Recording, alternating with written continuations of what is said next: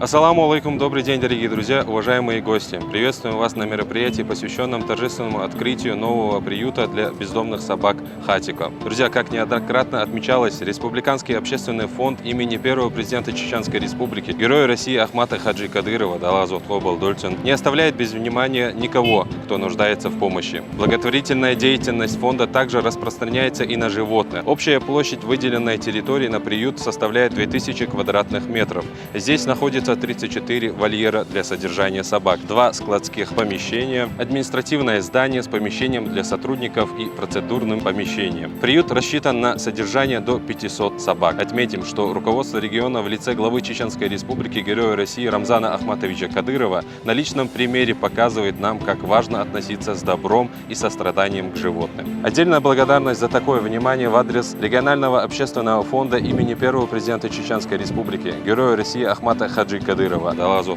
Дольчин. Это замечательное событие с нами разделяет и мэр города Грозного Хасмагомед Шахмамедович Кадыров.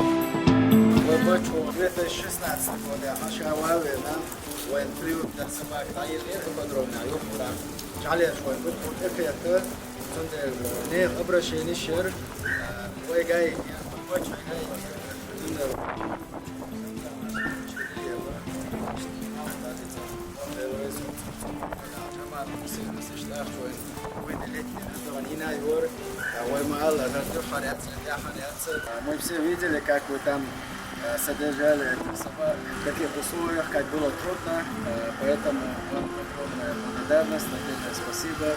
Благодаря вашим усилиям тоже и совместным нашим трудом по поручению Рамзана Ахматовича мы построили этот приют для собак.